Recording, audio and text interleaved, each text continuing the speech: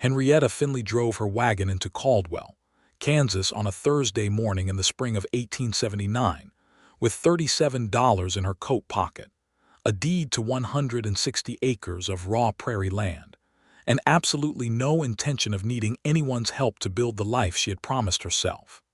The town of Caldwell sat at the edge of the Kishom Trail like a man leaning against a fence post, tired, weather-beaten, and watching everything that moved. It was a cattle town first and a human town second, and Henrietta had understood that before she ever arrived. She had studied it. She had written letters to the land office in Wichita, corresponded with a dry goods merchant on the main street named Abner Walsh, and kept a ledger notebook in her trunk where she had mapped out, in careful pencil columns, exactly what it would cost to establish a working homestead on the southern Kansas plains. She was 26 years old. She had come from St. Louis, Missouri, where she had spent the better part of 5 years working as a seamstress in a dress shop owned by a widow named Mrs. Collard. She had saved nearly every dollar she earned. She had buried her mother 2 winters ago, and her father had died when she was 16, and she had one older brother named Curtis who had gone west to Colorado and written back only twice, both letters asking if she had money to spare. She had not sent him any. Henrietta had no romantic notions about the frontier. She was not running toward adventure. She was running toward ownership, which was something she had understood from the time she was a small girl watching her father lose crop after crop on rented Missouri bottomland because someone else held the title and could take it back whenever they wished. She wanted land. She wanted livestock on that land. She wanted a place that was entirely and legally hers, and she wanted it before she was 30 years old, and she was going to get it.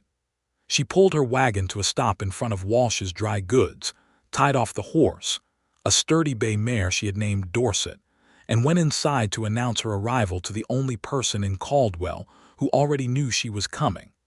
Abner Walsh was a short, barrel-chested man with a red mustache and spectacles that sat crookedly on his wide nose. He looked up from behind the counter when she walked in, and his expression shifted through a quick progression that Henrietta recognized and did not particularly mind.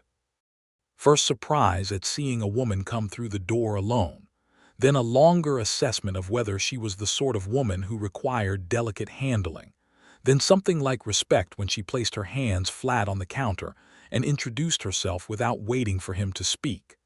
"I am Henrietta Finley. We have corresponded. I have taken the land grant on the south section that Mr. Prout surveyed last autumn. I will need to know where I can purchase 2 milk cows, a pair of draft horses, and whatever chickens are available in the county." Walsh blinked. Then he nodded slowly. "Miss Finley, yes.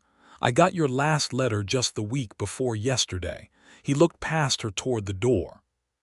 "You come alone." "I did. From St. Louis. From St. Louis." He pulled off his spectacles and cleaned them on his apron in a gesture she would come to understand meant he was thinking. "The land you took on is good land, Miss Finley, good flat land, but there is not a structure on it yet. Prairie grass is all that is on it. You will need to build before winter or you will not survive the season." "I am aware of that," she said. "I brought materials for a basic dwelling. Lumber is in the back of my wagon. I intend to break ground this week." Walsh put his spectacles back on and looked at her with something that had become, now, genuine interest. "You know how to build." "I know how to read a construction manual," she said, "and I know how to hire labor when I need it. Now, about the livestock." It was Walsh who mentioned Raymond Holloway, though not immediately. He first directed her to a rancher named Dalt Prescott who ran a small spread 4 miles east of town and was known to have milk cows he sometimes sold. He told her that chickens were available through the German family, the Bowers, who had a henhouse overstuffed with birds every spring. And then, almost as an afterthought, as she was making notes in her ledger, he said the name that would change the course of her life, though neither of them knew it yet. "If you are serious about building proper and building fast, you might speak to Raymond Holloway. He has a crew of 3 men and they put up the Mercer barn last fall in 2 weeks. He is a fair man and he does honest work." Walsh paused. He is not cheap. What does he charge? Walsh told her, and she consulted her ledger, and the number fit inside the remaining column, though barely. She wrote Raymond Holloway's name on the inside back cover of the notebook and underlined it once. She found him the next morning. Raymond Holloway was not what she expected, which admittedly was not something she had spent much time imagining. She had expected a builder. What she found was a man who was in the middle of a disagreement with a fence post that did not appear to be winning. He was working on the edge of a property just north of town, setting a line of posts for what would become a property boundary, and the third post in the row had gone into the ground crooked and refused to be straightened. He was tall, not exaggeratedly so, but tall enough that the post reached only to his chest, and he had dark brown hair that had gone a little long at the collar, and a jaw that was working steadily through what appeared to be a string of quiet words she was glad she could not hear. His shirt sleeves were rolled to the elbow. His hands were covered in the red Kansas clay. Henrietta stopped her wagon and called out to him. "Are you Raymond Holloway?" He looked up. He had gray eyes, dark gray, the color of storm clouds just before they committed to raining, and they settled on her with a kind of directness that did not feel rude, only honest. He was, she judged, perhaps 30 years old, maybe a year or two beyond. Not a boy and not yet an old man. "I am," he said. "I am Henrietta Finley. I have taken the south section, and I need a house built. Abner Walsh spoke of you." Raymond Holloway straightened up fully and set the post driver down against the fence row. He walked toward her wagon without haste, wiping his hands on his trousers, and when he reached the side of her wagon he looked at her steadily for a moment before speaking. "How soon do you need it done?" he said. "Before October," she said, "which gives us roughly 5 months. 5 months is enough for a good house," he said. "What kind of house are you wanting?" "Practical," she said. 2 rooms for now with a good roof and a solid floor, a root cellar, a well house if we can manage it. I have lumber for the framing already in this wagon." He looked at the load in the back of her wagon, assessing it with eyes that knew what they were looking at. He reached in and ran his hand along one of the boards, checking for warping. "This is decent timber," he said. "White pine, where did you get it?" "I had it shipped from Wichita," she said. "Along with the hardware," he nodded slowly. "I can do what you are describing. My rate is $2 a day for the full crew, myself included. You will need to provide the meals for the working days." She had expected this. Walsh had mentioned it was the custom, and she had already planned for it. "That is acceptable," she said. He looked at her again with those steady gray eyes. There was something in his expression that she could not quite read, not surprise exactly, more like a careful attention, as though he was filing away information about her for some future use. "Miss Finley," he said, "do you know what you are doing out here?" "I know exactly what I am doing," she said. "Do we have an arrangement?" He was quiet for just a moment. Then the corner of his mouth moved in what was almost a smile but stopped just short of it. "We do," he said. They shook hands over the side of the wagon. His grip was firm and brief and businesslike. Hers matched it. She drove away toward Prescott's ranch to look at milk cows. The construction began the following Monday.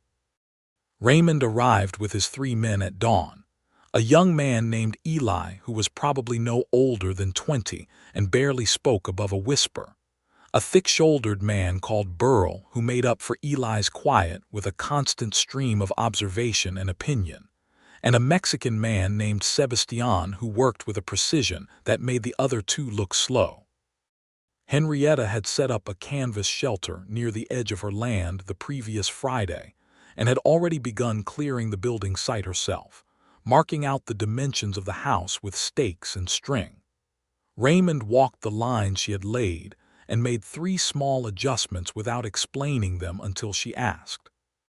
Then he crouched down and showed her with marks in the soil how the adjustment set the front of the house 6 degrees off direct south, which would put the afternoon sun against the back wall instead of pouring through the front windows in the summer heat. She looked at the marks and then at him and said, "That is a good reason." He nodded and stood up, and the work began. Henrietta cooked for the crew every morning and at midday. She was a good cook, practical rather than fancy, and she noticed that Burl in particular treated the meals as if they were events. He would close his eyes after the first bite and say something like, "Lord above, that is good cornbread," with a reverence that she found both funny and flattering. She kept a tally of every meal as a line item in her ledger, which Raymond noticed once when she left the book open on the camp table and he was passing by. "Do you write down everything?" he asked. "Nearly," she said, "including us. $2 a day for 4 men plus material and meals." "Yes." He picked up the ledger and looked at the columns. Not reading her personal notes, he was looking at the construction figures, the material counts. He turned it back to face him and traced one of the line entries with a finger. "You underpriced the well house by about $30, he said. "Stone is harder to source out here than your figure accounts for." She took the ledger from him without annoyance and made the correction. "Thank you," she said. He went back to work. That was how it went between them in those first weeks. Efficient, practical, transactional in the cleanest sense of the word. Henrietta was not unfriendly, but she was focused, and she did not invite personal conversation. Raymond did not push for it. He came, he built. He gave her honest assessments when she asked and sometimes when she didn't. And at the end of each working day, he settled with her on the progress and confirmed the plan for the next morning. She bought 2 milk cows from Dalt Prescott on her second weekend in Caldwell. A red and white one she named Cora, and a bony black one she named Pearl, and drove them herself across the 4 miles of open prairie to her land, where she had already begun fencing a small paddock. She bought 19 chickens from the Bauer family, surviving the transaction by ignoring the Bauer mother's wide-eyed concern about a young woman living alone on the prairie and focusing instead on the selection of birds. It was Sebastian who helped her build the chicken coop. This was not part of the arranged work. Raymond had not been asked to include it, but Sebastian appeared one morning with a pile of scrap timber from the house construction and simply began building. When Henrietta asked Raymond about it, he shrugged and said, "Sebastian does what he thinks is right. I have not found a useful way to argue with him about it." She paid Sebastian separately from her own pocket, which made him shake his head and refuse the coins, and she ultimately compromised by making him 2 extra portions at the midday meal for the remainder of the week, which he accepted with dignity. The house went up steadily. The framing was done by the end of the second week, and Henrietta stood at the edge of the cleared lot on a Sunday evening and looked at the skeleton of the structure against the wide Kansas sky and felt something move through her chest that was close to joy. Not the showy kind. The quiet kind that felt like confirmation. She was still standing there when she heard boots in the grass behind her and Raymond came to stand a few feet to her left. Neither of them spoke for a moment. "It is going to be a solid house," he said finally. "I know," she said. "I can see that already." He was quiet again. The wind moved through the prairie grass around the building site and carried the smell of the red earth and the distant sweetness of the blossoming spring. "You are not afraid out here at night," he said. It was not a challenging question. It sounded genuinely curious. "I have a rifle," she said, "and I sleep well when I have done a good day's work." He made a sound that might have been a laugh, short, quiet, genuine. "That is a reasonable policy," he said. She looked at him sideways. In the long evening light he looked different than he did in the working hours, less angular, less all business, the gray eyes holding more warmth. She looked away before the observation became anything more than an observation. "Are you from Kansas originally?" she asked. "No, Missouri. I came out in '74. She almost said she was from Missouri too, but she did not. She filed the information away in the same manner she filed away everything useful, and she said good night and walked back to her canvas shelter. She did not sleep right away that night. The roof went on in the third week, and it was the most dramatic portion of the construction because 3 separate storms rolled through Kansas that week. One of them serious enough that Raymond sent Eli and Burl home for a day, and he and Sebastian and Henrietta spent several hours securing the framing against the wind with rope and weights. Raymond worked in the driving rain without complaint, climbing on the partially completed roof structure, with a steadiness that she found herself watching when she was not holding the rope below. When it was over and the storm had moved east and the sun came back out with that particular ferocious Kansas brightness, Raymond climbed down from the roof and landed in the mud beside her, and they stood for a moment, both of them wet through, surveying the structure which had held. "That was not nothing," she said. "No," he agreed. He had mud on his cheek and rain still dripping from the brim of his hat. "But she held. She will hold from here," he said, as though the house was already a living thing. She found that she liked that. She did not examine why. June came and the house was enclosed and dry. Henrietta moved out of her canvas shelter and into the house even before the interior was finished, sleeping on a cot in the front room with the second room's doorway covered by a hung blanket. Raymond continued bringing his crew each morning, and the interior work went on: the floor, the plaster, the window frames, the doors. There was something strange about living inside a house while men were building around you, and she told Raymond so one morning, and he laughed, properly this time, a real laugh that surprised both of them with how easy it sounded. "I can have the crew knock before they come in," he said. "That would be appreciated," she said, and she was laughing too, though she did not make much noise about it. July was hot. Kansas summer was not like Missouri summer. It was fiercer, more committed, the sun arriving early and staying late and baking the ground so that it cracked. Henrietta dug her kitchen garden in the evenings and watered it by hand from the barrel she kept behind the house, which she filled from the river half a mile away. The well was not yet dug. That would be September's work, and the daily trip to the river with the water barrel in the back of the wagon was hard labor. It was Raymond who noticed the bruising on her hands one morning. She had not tried to hide it. She was not the sort of woman who hid the evidence of her work, but she had not mentioned it either, and when he asked, she told him simply about the barrel. "You are hauling water every day," he said. "Every morning and sometimes evenings," she said. He was quiet for a moment. Then, "I can dig the well earlier, push the schedule." "That will cost more," she said. "Not if I come on Sundays without charging," he said. She looked at him. "Why would you do that?" He did not look away from her. "Because hauling water every day is punishing work, and there is no reason for it when the well could be done." She should have said something practical. She had a ready response about schedules and budgets and not accepting charity, but looking at him in the July morning light, with his hat pushed back and those gray eyes direct and serious, she heard herself say something different. "All right," she said. "Thank you." He dug the well on Sundays for 3 weeks. She brought him water from the river haul, the irony of which she acknowledged aloud and he appreciated with a quiet smile, and she sat on the edge of the well site sometimes while he worked below, and they talked. It began with nothing, just the practical things, but gradually it became more. He told her he had come west after his father died owing debts that Raymond had felt obligated to pay, though he had not been legally required to do so. He had spent 2 years working other men's ranches and construction sites before he had saved enough to buy his tools and start his own crew.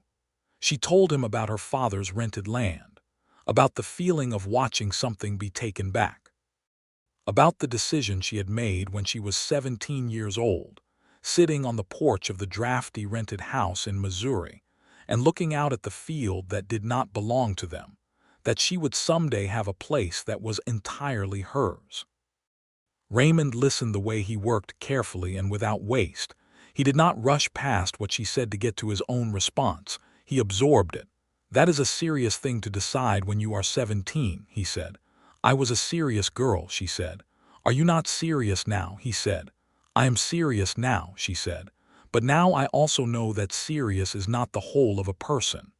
He looked up at her from the hole. He was standing in it to his shoulders, which meant she was looking down at him, which was an odd reversal of how things usually went.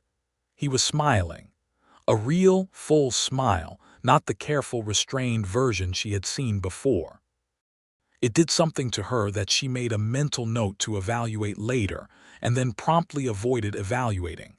"No," he said, "it is not." The well was finished on the third Sunday of July, and when the first clean water came up in the bucket, they both stood there looking at it like it was gold. Henrietta dipped her hand in and brought the cold water to her mouth, and it tasted like the earth and like the work that had gone into finding it, and she said, "Thank you, Raymond," and her voice was quieter and warmer than she intended. He looked at her. "You are welcome, Henrietta." It was the first time he had used her first name. She had been Miss Finley to him since the beginning, proper and correct. She noticed the change. She let it stand. August brought trouble that had nothing to do with construction or wells or livestock. A man named Cole Darnell arrived in Caldwell at the beginning of August with a surveying partner, and a piece of paper he claimed gave him rights to a strip of land that crossed the southeastern corner of Henrietta's property. The land office dispute was complicated by the fact that Cole Darnell was loud and persistent, and knew the county land officer, a man named Hodges, from previous dealings. Henrietta went to the land office 3 times in the first 2 weeks of August and was told each time that the matter was under review. She was not frightened of Cole Darnell. She was furious at him, which was different. She spent 4 evenings writing out her case in precise detail, pulling every document from her trunk, the original grant letter, the survey notes from Prout, the receipt from the Wichita land office, and organizing them with the same methodical care she brought to everything. On her 4th visit to the county land office, she presented the documentation in full and insisted on speaking to someone above Hodges, which resulted in a letter being written to the territorial authority in Wichita. Raymond found out about the dispute through Burrell, who had heard about it in town. He came to her one evening, a working day evening. He was still on her property finishing the root cellar framing, and asked her directly about it. She told him. He listened. Then he said, "Darnell has tried this before. He did it to the Hendersons 2 years ago on a section east of town. He invents competing claims and hopes people get tired and walk away." "I will not walk away," she said, and even she could hear the absolute certainty in her own voice. "I know that," he said. It came out quiet and sure, like he had already decided he knew that about her long before this conversation. "I can go with you to Wichita if it comes to the territorial hearing. I know the surveyor they are likely to use. I can speak to the work we have done on this land." "That would help," she said. She paused. "But you have your own work." "I have a Sunday," he said. She looked at him for a long moment. Outside the open door of the house, the Kansas evening was turning orange and vast, and the air was soft in that brief way it got between the heat of the day and the coolness of the night. "You keep giving me your Sundays," she said. Something shifted in his expression. Something careful that was trying to stay careful and not entirely succeeding. "You keep needing things done on Sundays," he said. "Raymond," she said. "Henrietta," he said. There was a pause between them that was not awkward, it was charged, which was different, which was almost worse because at least awkward she knew how to handle. She looked away first, out at the orange evening. "I appreciate your help," she said. "I always appreciate your help." "I know," he said. He went back to work on the root cellar and she went inside to tend the stove, and neither of them said another word about it that evening, but something had changed anyway. The way a room changes when you rearrange one piece of furniture, everything technically the same, but the light falling differently. The territorial hearing was scheduled for the 2nd week of September. In the meantime, August rolled through its heat, and Henrietta worked her land with the discipline of someone who had waited too long to stop now. She planted the late-season root vegetables. She built a proper pen for the cows with fencing she largely put up herself, with Raymond's crew helping on the corners where the post-driving required 2 people. She bought 6 more chickens from the Bowers, bringing her flock to 23 birds, and she began collecting eggs in quantities that allowed her to bring a weekly basket to Walsh's store in exchange for credit on her account. Cora the red-end white cow gave better milk than Pearl, but Pearl was gentler, and Henrietta found herself with a somewhat irrational fondness for Pearl's bony dignity. She told Raymond this one morning, and he laughed again, that surprised, real laugh, and said, You name your livestock with the same consideration other people name their children, she said. I do not see why not, since livestock are considerably more useful than most people I have met. He laughed again. She was making him laugh regularly now. She noticed this. She kept noticing things. The evening before they were to take the wagon to Wichita for the territorial hearing, Raymond came to the house after his crew had gone and asked if she was prepared. She showed him her documents, all of them organized in a leather satchel she had stitched herself. He looked through them and made one suggestion, that she put the original grant letter on top since it predated every other claim by nearly a year, and she rearranged accordingly. Are you worried? He asked. I am prepared, she said. That is different from worried. Yes, he said. He was standing across the table from her and he was looking at her in that careful way he had, the way that made her feel precisely seen, which was both comforting and terrifying. You are always prepared. I have to be, she said. I do not have anyone else to be prepared for me. He was quiet for a moment, then he said, You have me. She stopped arranging the satchel. She looked at him. The lamp was burning low on the table between them, and the September evening was cool enough that the window was closed, and the house felt very small and very still. You are my contractor, she said carefully. I was your contractor, he said. The house is built. She was quiet. Henrietta, he said. I am not good at circling around things. I was raised to say what I mean, and I am saying that I would like to be something more to you than the man who built your house, if you would allow it. She looked at him for a long time. She thought about the survey columns in her ledger. She thought about the 160 acres outside this window. She thought about the $37 that had arrived in her coat pocket and the life she had come here to build. None of that had included this. She had not planned for this. She was a woman who planned for everything, and she had not planned for Raymond Holloway. I did not come here for that, she said. But even as she said it, she was aware that it sounded less like a refusal and more like a confession. I know what you came here for, he said. He was not moved by the resistance. He was still steady, the way he was always steady, the way he stood on a half-finished roof in a rainstorm and did not fall. You came here for land and livestock. I am not asking you to change your purpose. I am asking if there might be room for something else inside of it. She looked down at the leather satchel. She thought about the evenings, the well, the Sundays, the sound of his real laugh. I need to think, she said. All right, he said, no pressure, no hurt edge on it, just acceptance. We have Wichita tomorrow. Yes, she said, we have Wichita tomorrow.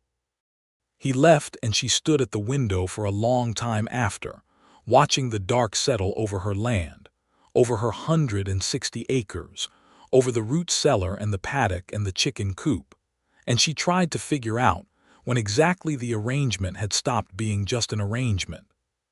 She could not find the precise moment. It had been gradual. It had been every morning and every Sunday and every careful, honest word he had said to her, and every time he had given her his time not as a contractor but as something else, something quieter and more permanent. Something that had been sitting patiently inside the arrangement like a letter that had been written but not yet opened. She went to bed, and she did not think about it, and she thought about nothing else. The wagon ride to Wichita took 2 days. They left at first light and camped the first night on the open prairie, Henrietta in the wagon bed and Raymond in his bedroll by the fire, which was the only proper arrangement, and neither of them suggested otherwise. But they talked for hours by that fire, under the vast Kansas stars, and the conversation went places she had not expected. He told her about a woman he had almost married in Missouri, before he came west, a girl named Clara who had been good and kind, and who had loved him, but who had wanted a life he could not quite make himself want. A settled town life with a church on Sunday and neighbors close enough to hear everything through the walls. He had known, even then, that he was going to go west. He had told Clara honestly, and she had married a hardware merchant in Jefferson City 2 years later, and he wished her well and meant it. Henrietta told him about the dress shop, about Mrs. Collard, who had been a sharp and fair woman and a good employer, and about the quiet solitude of years of precise work with her hands, of saving and planning and being content inside a modest life while waiting for the right moment to break out of it. She told him that she had not been lonely in the way people sometimes assumed, that she had made herself sufficient to herself long ago, and that sufficiency was not the same as happiness, but it was solid ground. "Is this happiness?" he said, gesturing at the fire and the prairie and the invisible miles of Kansas around them. She was quiet for a moment. The fire crackled. Above them, the Milky Way stretched its careless arc across the sky. "Parts of it," she said finally. He looked at her across the fire. "Which parts?" She met his gaze. "The land," she said. "The cattle, the work." She paused. "The Sundays." Something in his expression became very still and very warm all at the same time. "The Sundays," he repeated. "Do not make me say it twice," she said. "I would not dream of it," he said, and he looked back at the fire and he was smiling, and she looked at the fire too, and she was smiling too, though neither of them could see the other clearly in the dark. The territorial hearing in Wichita lasted 3 hours. Henrietta presented her documentation with the original grant letter on top, and spoke in the measured, precise, unshakable tone she used when she was absolutely certain of her position. The territorial surveyor, a lean, methodical man named Atkins, who did know Raymond from a previous land survey dispute, and who clearly respected him, examined the Prout survey alongside the documents, and concluded within the first hour that Darnell's claimed boundary line was drawn from a base point that was itself incorrect. The cornerstone Darnell had used as his reference had been misidentified. It was not the original government survey marker. Darnell, who had come with his partner and a hired lawyer from Dodge City, argued loudly for the better part of the second hour. The lawyer made several technical arguments that Atkins listened to with courteous patience, and then set aside one by one with references to the territorial land code. By the third hour, it was done. Henrietta Finley's 160 acres were confirmed in full. She walked out of the territorial land office into the Wichita afternoon and stood on the wooden sidewalk and breathed. Raymond came out behind her and stood beside her, and she turned and looked at him, and her eyes were bright with something she was not accustomed to showing. "It is mine," she said. "It was always yours," he said. "I know," she said, "but now it is signed and sealed and no one can argue otherwise." He looked at her with those gray eyes and the afternoon light of Wichita falling warm on his face, and she did something that surprised both of them. She took one step forward and put her arms around him. It lasted only a few seconds. She stepped back almost immediately, straightening, collecting herself, looking at a point slightly past his left shoulder. "Thank you," she said, and her voice was only a little unsteady. "For today, for all of it." His hands, which had just been at her back, settled carefully at his sides. He was looking at her with an expression she had never seen on his face before, open, unguarded, the careful steadiness set aside for just a moment. "Henrietta," he said. "Do not," she said quickly. "Not yet, I just need a moment." "All right," he said, and he waited. She stood on the sidewalk and looked at the Wichita street, at the horses and the wagons and the dust, at the ordinary world going about its business, and she let herself feel what she was feeling instead of filing it away for later analysis. It was terrifying and good, both things together. Then she turned back to him. "I have been thinking since last night," she said, "about what you said." "I expected you might be," he said. "I do not know how to do this," she said. "I have never done this. I did not come here to learn it. I came here with a plan that had nothing to do with it." "I know," he said, "but I have been watching you," she said. "For months. I have been watching you work, and I have been listening to you, and I have been grateful for you in ways that I do not think are strictly professional." She said it carefully, each word measured, but there was color in her face that gave the whole thing away. Raymond was very still. "I am not a woman who says things she does not mean," she said. "So I will say this once clearly, because that is the only way I know how to say anything. I think I care for you. I am quite certain of it. And I think if you are serious about what you said last night, I am willing to try." He was quiet for one breath. 2. And then he smiled, and it was not the careful almost smile, and it was not even the surprised real laugh. It was something new and private, something that felt like it belonged only here and only to her. "I am serious," he said. "All right then," she said. She straightened her coat. "Then we should probably get dinner. It is a long ride back and I want to start early tomorrow." He laughed. She raised an eyebrow at him in mock sternness. He offered her his arm. She considered it for a moment and then took it, and they walked down the Wichita Street to find somewhere to eat, and she kept her hand inside his arm and said nothing about it, and he said nothing about it either, and the afternoon was very fine, and the world felt, in that moment, like something that had finally consented to go in the direction she was pushing it. The ride back across the Kansas prairie took 2 days again, and this time the evenings by the fire were different. Not in any dramatic way. They did not suddenly become different people.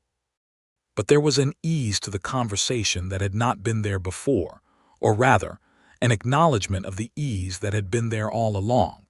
He told her more about his life before Kansas. She told him more about hers. She had not realized until now how little she had told anyone in years. She had kept herself to herself because keeping herself to herself had been the only way to get where she was going. It was strange to discover that talking to him was not a distraction from going somewhere but felt, instead, like arriving. October came and the house was fully finished. Raymond brought his crew for the last time on a Saturday, and they completed the window sills and the front door sill, which had been the final outstanding item, and then it was done. Henrietta paid every dollar she owed, correct to the last cent, and shook each man's hand.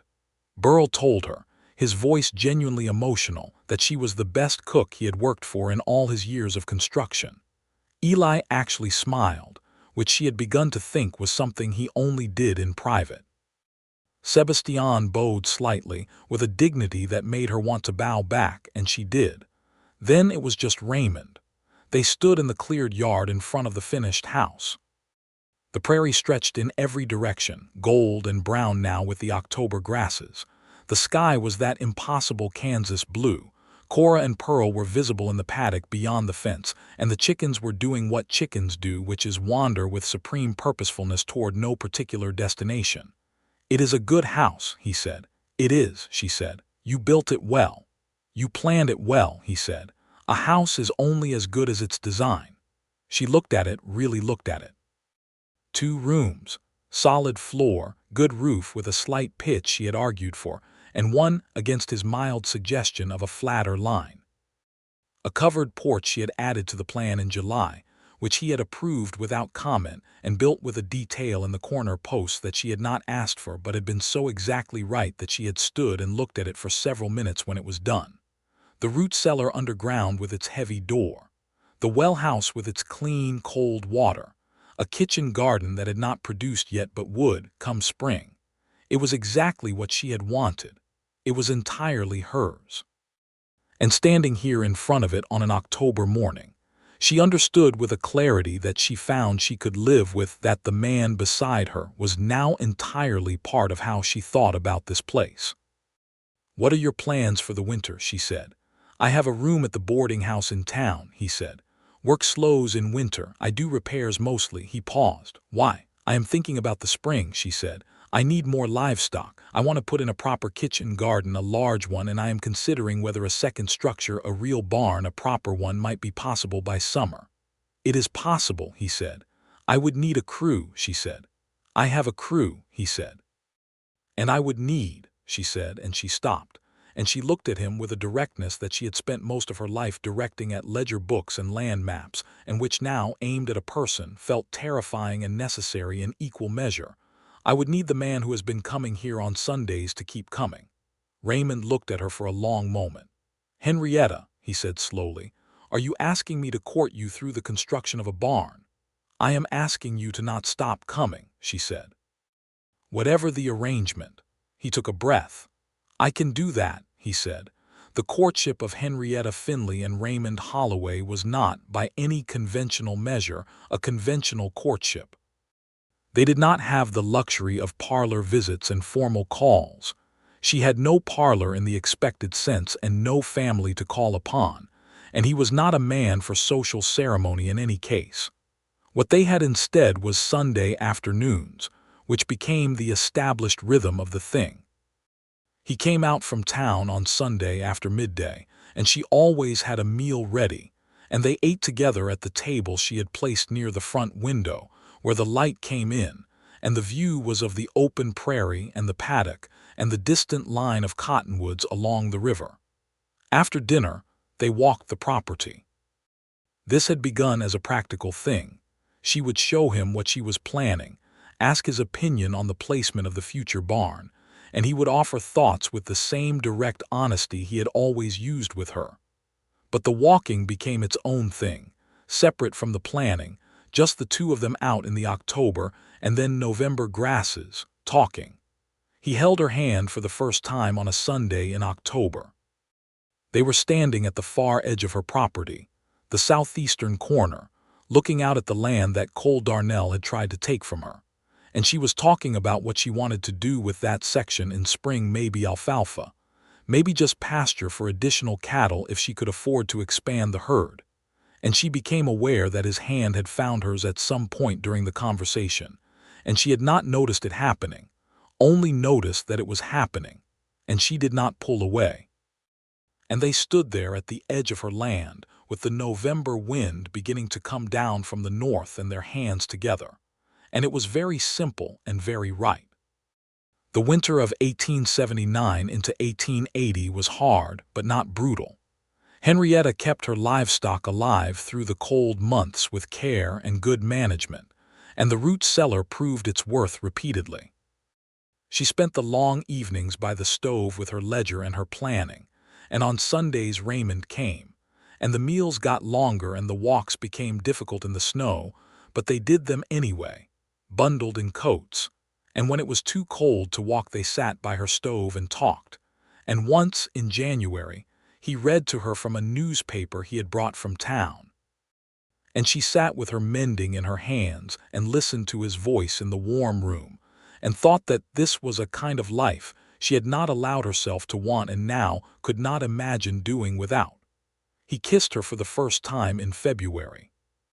They were on the covered porch, which she had come outside to sweep because the snow had drifted against the steps, and he had come out to help, and it had been completely without plan.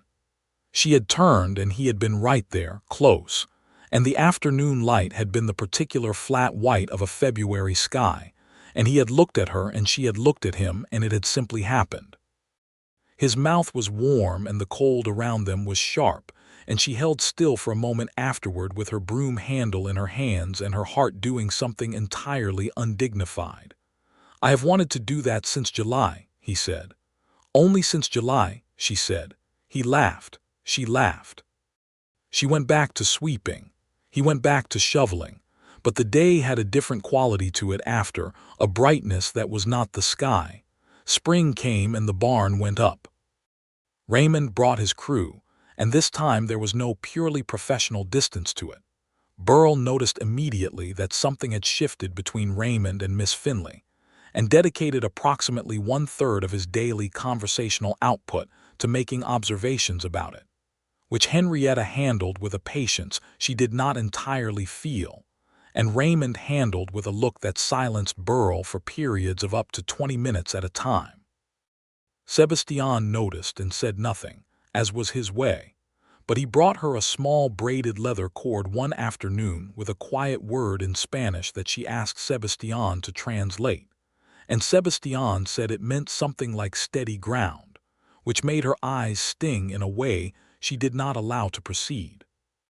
By the time the barn was framed, Caldwell knew the situation well enough that when Henrietta went to Walsh's store for supplies, Walsh would tell her what Raymond had been doing during the week, with the kind of unsolicited information that indicated the town had adopted them as a subject of general interest.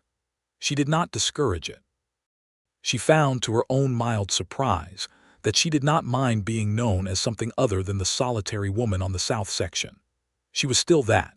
She was also this.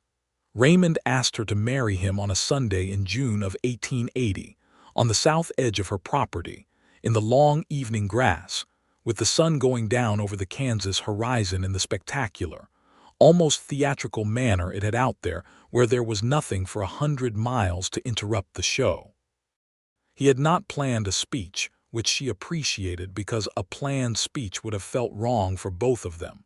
He simply stopped walking and turned to her and said, "I want to marry you, Henrietta, if you will have me." She looked at him. She looked at the land. She thought about the $37 and the deed and the rows she had turned and the livestock she had bought and the house she had built with his hands and her plan. She thought about every Sunday. She thought about his gray eyes in the firelight on the Wichita Road. "You are proposing to the most independent woman in Caldwell County," she said. "I know exactly who I am proposing to," he said. She was quiet for a moment. "There are things that would not change," she said. "The land is mine. My name stays on the deed. I would not have it any other way," he said, and he meant it, and she knew he meant it. "And I run this place the way I run it," she said. "My accounts, my decisions. I am a builder," he said, "not a manager. Your place is your place. I would only be asking to be in it." She looked at him for a long time. The sun had nearly set and the sky had gone from orange to deep rose to the first pale shade of purple. A meadowlark was singing somewhere in the grass, the same song it sang every evening, the song she had started to think of as hers. "Yes," she said. He did not shout. He did not sweep her off her feet. He just took her face in both his hands, his big, calloused, honest hands, and kissed her in the prairie evening light, and she let herself be kissed fully and properly, and the meadowlark kept on singing. They were married in September of 1880 in Caldwell, at the small church on the south end of Main Street. It was not a large wedding by any measure. Walsh stood with them, and the Bauer family came, and Sebastian was there in a clean white shirt, and Burl wore a suit that was slightly too short in the sleeves and cried openly during the ceremony, which no one commented on but everyone noticed. The minister was a stout, good-natured man named Reverend Hake, who had married a dozen couples in Caldwell over the years and recognized when a couple came to him with something serious and real, and conducted himself accordingly. Henrietta wore a dress she had made herself from fabric she had saved from her St. Louis seamstress days, a dark blue wool that was practical and good, and that she had made with the kind of care she put into everything that mattered. She wore her hair up. She carried no flowers because it was September and the wildflowers were mostly gone, but she had pressed one small sunflower from her kitchen garden and put it in her buttonhole, and when Raymond saw it he looked at it and then at her and smiled the private smile. The one she had learned was entirely hers. His vows were simple and direct, which was exactly what she had expected and exactly what she wanted. She said hers in the same spirit. When Reverend Hake said they were husband and wife, Raymond took her hand the way he had taken her hand that October day at the edge of her land, quietly, without announcement, as though it had always been so.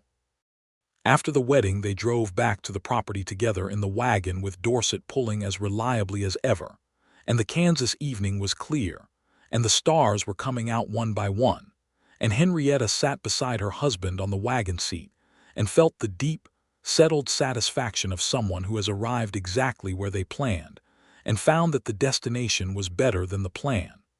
Raymond moved his few possessions from the Caldwell boarding house to the house he had built. There was not much his tools, some books, a good wool coat, a photograph of his parents in a wood frame that he set on the shelf beside her small collection of botanical sketches. He was not a man who accumulated things, which suited her exactly because the house had limited shelf space, and she had firm views on the organization of available space. He worked through the fall on a contract to build the new livery stable in Caldwell and 2 projects in neighboring counties, and she worked her land. They settled into the domestic rhythm of it with a naturalness that she sometimes stopped to notice, the way you notice something small and ordinary that turns out to be the essential thing. The way they moved in the kitchen without getting in each other's way. The way they could be in the same room reading separately without it feeling like silence so much as company. The way he would come in from outside in the evenings, and the house changed in character just from his presence in it. She expanded the herd in the spring of 1881. Raymond went with her to Prescott's ranch, and she bought 3 additional cattle, 2 heifers, and a young bull she named Albert, because he had an expression of mild condescension that she felt suited the name, and they drove them home across the prairie together, Raymond on horseback managing the group, Henrietta walking the boundary to open the paddock gate. She had built the paddock fence herself, most of it, and it held. Albert tested it thoroughly, and it held. She was pregnant by the summer of 1881. She discovered this in June and told Raymond on a Sunday evening, which had remained their particular time for significant things even now that every day was their time. They were in the kitchen after dinner, and she set down her coffee cup and said, "I believe we are going to have a child." He went very still. Then he looked at her with an expression she had never seen on his face before, something open and young and enormous. "Are you certain?" he said. "I am certain," she said. "I have been certain for about 3 weeks, and I wanted to be absolutely certain before I told you." He stood up from the table and came around to her side, and she stood, and he held her in the careful way he had always held her, as though he was aware of her and not just holding. "Are you all right?" he said. "How are you feeling?" "I feel well," she said. "I'm not fragile, Raymond." "I know you are not," he said. "I am asking anyway." She rested her forehead against his shoulder for a moment. "I feel well," she said again, more quietly. "And I am glad." "I am glad too," he said, and his voice was rough in a way she recognized as meaning he was feeling something very large and trying to contain it. The pregnancy changed the pace of her physical work, but not its character. She adapted, as she adapted to everything, with practicality and planning. Raymond did not fuss, which she appreciated. He helped where it was useful and stepped back where it was not, and they had one frank conversation about what she needed from him during the coming months and what she would continue to do herself, and she laid it out in plain terms, and he agreed to all of it without argument, which was one of the many reasons she had married him. Their son was born in February of 1882. He came into the world on a cold, clear morning with the help of Mrs. Schuler, the German midwife who served the Caldwell region, and Raymond in the front room wearing a track in the floor, and Henrietta's own determined presence of mind, which never entirely deserted her even in the midst of the most extraordinary pain she had ever experienced. When it was done and the baby was in her arms, a solid, furious, dark-haired boy, she looked at him and felt the world rearrange itself around this new center. Raymond was brought in and stood beside the bed and looked at the baby and then at her and said, in a voice she had never heard from him before, barely above a whisper, "He is something." "He is," she said.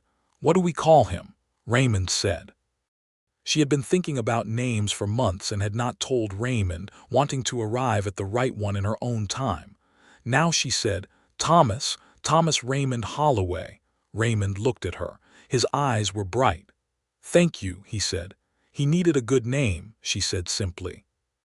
Thomas Raymond Holloway was a healthy, vigorous, opinionated baby who expressed his opinions at full volume, and who, as he grew into a toddler, demonstrated that he had inherited his mother's directness and his father's steadiness in a combination that was both reassuring and exhausting. By the time he was walking reliably, he had a relationship with Albert the bull that alarmed everyone except Henrietta, who noted that Thomas had from the start treated the cattle with a firm, unsentimental respect that Albert apparently found acceptable. Caldwell grew around them through those years. The trail traffic had been changing. The great cattle drives from Texas up the Kishom Trail had made Caldwell a roaring, sometimes rough place through the late 1870s and early 1880s, and the town had seen its share of lawlessness, the sort that ran alongside cattle money everywhere. Henrietta had watched it with clear eyes, had navigated the edges of it when necessary. Once she had firmly evicted a drunk cowhand from her kitchen garden at the barrel of her rifle, with a calm that had apparently become a story told in at least 2 saloons, and had kept her own property an ordered and quiet place. Raymond was not a fighting man, but he was not an easy man either, and the combination of her position and his reputation for straight dealing had kept trouble largely at a distance. The land around them was filling in. More homesteaders had come, more farms, more fences dividing up the open range that had once stretched unbroken to the horizon. There was grief in this, she knew, for the Wichita and Osage peoples whose country this had been before the land rushes, whose lives had been reorganized by treaties that kept getting broken or redrawn, and she was not blind to it. There was a woman in the county, a Wichita woman named Ada, who worked as a laundress in Caldwell and with whom Henrietta had done business since her first months in town, and who one afternoon over a basket of linens spoke plainly about what it had cost to watch the land change hands, again and again, in ways that had nothing to do with the people who had known it first. Henrietta listened and did not try to argue or comfort or solve, because she understood when something was true and needed only to be heard. She gave Ada the best rate she could for the linens and spoke to Walsh about including Ada in the general store's credit roster, which Walsh did. The world was complicated, and Henrietta did not pretend otherwise. In 1884, she expanded the land. A section adjacent to hers 50 acres to the north that had been briefly claimed, and then abandoned by a family from Ohio who had found the prairie harder than they'd imagined, came up for purchase through the county land office, and she attended the proceeding and bought it at a fair price with money she had been saving since the first year. The 50 acres brought her total to 210 acres, which made hers one of the more substantial homesteads in the county not attached to a large cattle operation. Raymond had been present at the land office proceeding, as he often was when she had official business, not to speak on her behalf but because he liked to be there, the same way she had been at the edge of a construction site watching him work even when there was nothing useful she could do. She had come to understand this as his way of saying, "I am here," without needing to make a production of it. She had come to do the same for him. Thomas was 2 years old when she bought the additional land, and she brought him to the proceeding wrapped against the October cold, where he behaved with relative decorum until the final signing, at which point he expressed a strong opinion about the pen being held out of his reach. The county land officer, who had replaced the difficult Hodges 2 years prior with a man named Caldwell who was fair and businesslike, gave Thomas a small stick to hold in exchange for peace, and the deed was signed. Walking out of the land office with the new deed in her satchel, Thomas on her hip, Raymond at her side, Henrietta felt the particular satisfaction of a column in a ledger that has been running for years and finally arrives at the number you intended. She did not say this aloud.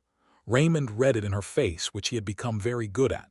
210 acres, he said. 210, she agreed. You planned this, he said. I planned something like this, she said. The details changed. He looked at her sideways, Thomas reaching up to investigate the brim of his hat. The details changed, he said. Some of them, she said, the important ones. He took Thomas from her and settled the boy against his shoulder with the practiced ease of a man who had been doing it for 2 years. And Thomas, who was already showing signs of his father's calm acceptance of situations he had not chosen, settled in immediately and went to work on the hat brim. They walked to the wagon together and Raymond handed Thomas up to her, and she arranged the baby and the satchel, and Raymond climbed up and took the reins and turned Dorset, old reliable Dorset, now 10 years old and still steady as the day Henrietta had bought her, toward home. The drive back was quiet. Thomas fell asleep. The Kansas afternoon lay open around them, blue and gold and enormous, the way Kansas always was, the way she had come to love it with the specific love you have for something that asked everything of you and gave everything back. Raymond, she said. I want you to know something, she said. He looked at her. The gray eyes still the same, still the color of good weather coming. When I came here, she said, I had a list. You know about the list. The land, the livestock, the house, the life I was going to make, everything in its proper place and nothing extra. I know, he said. You were not on the list, she said.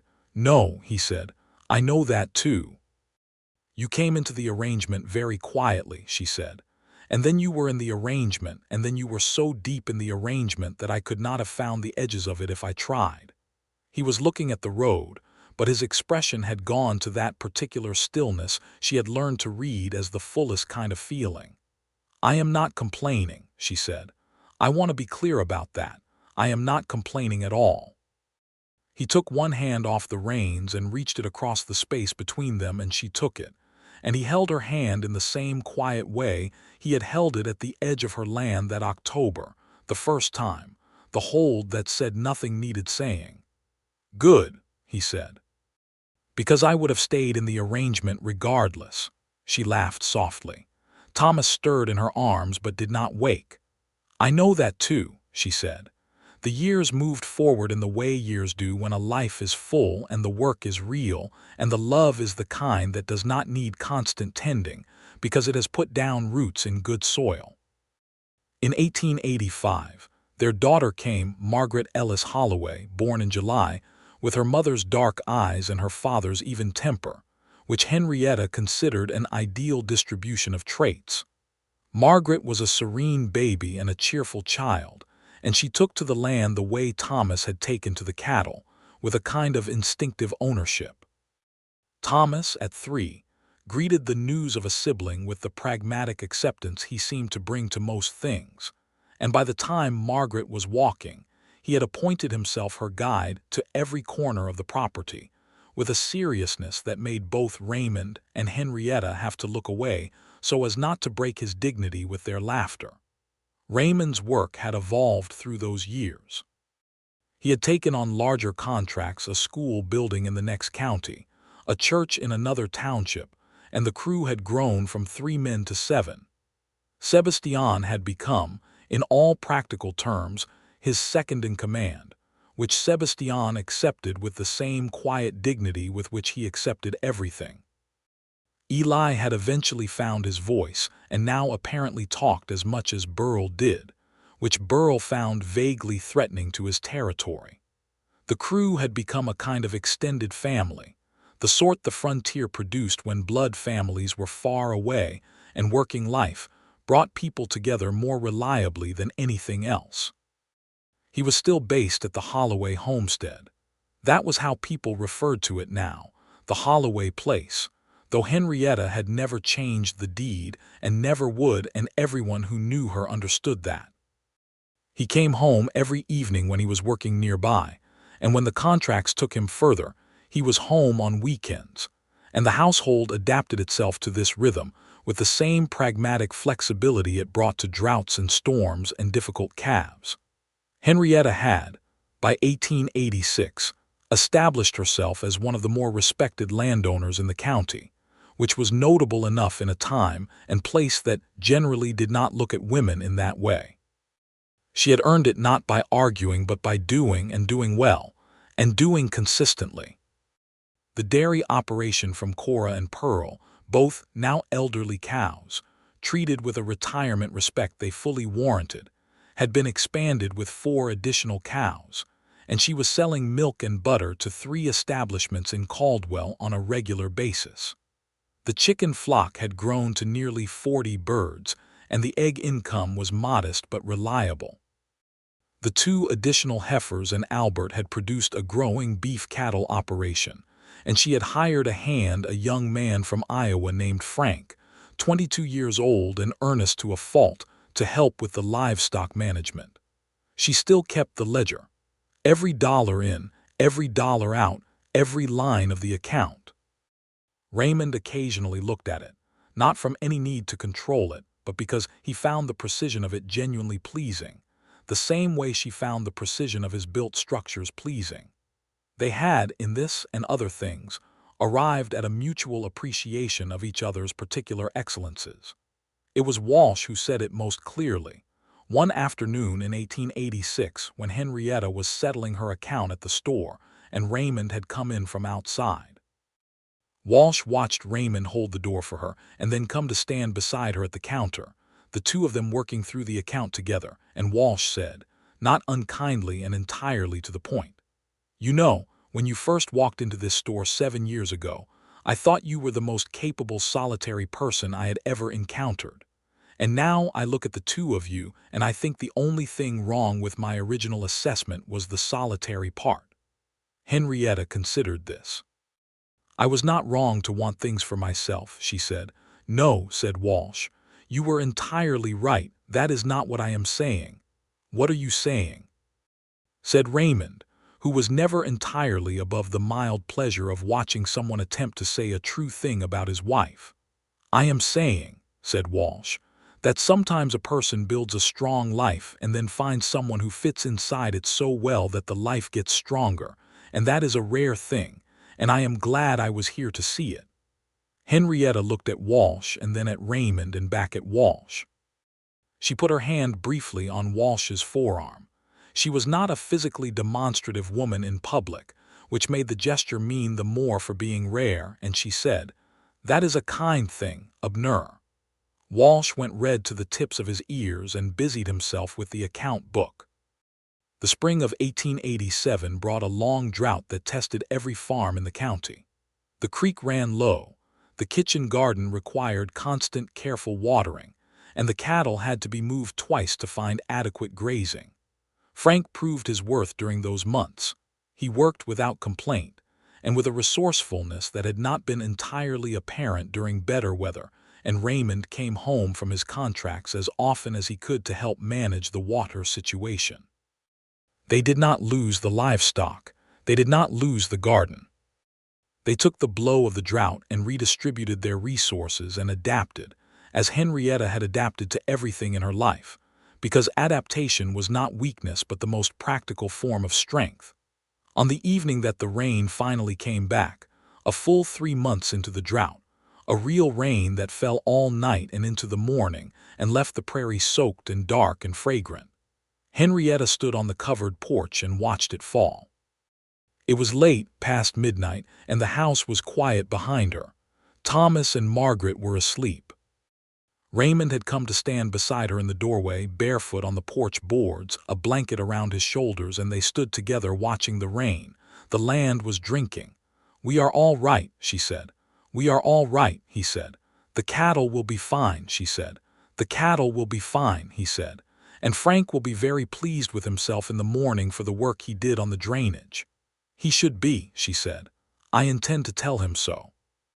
Raymond put his arm around her shoulders and she leaned into his side, the blanket coming around both of them, the rain falling steady and generous on the Holloway land, all 210 acres of it, the original 160 plus the 50 that had been someone else's failure and become part of her success. She thought about the girl she had been in St. Louis, bending over fine fabric in Mrs. Collard's shop, keeping her careful columns, building toward this. She thought about the $37. She thought about the wagon in Dorset and the first morning in Caldwell. She thought about the contractor whose name she had written on the back cover of her ledger and underlined once. "Raymond," she said. "Yes," he said. "I am glad you slipped into the arrangement," she said. He was quiet for a moment. The rain fell.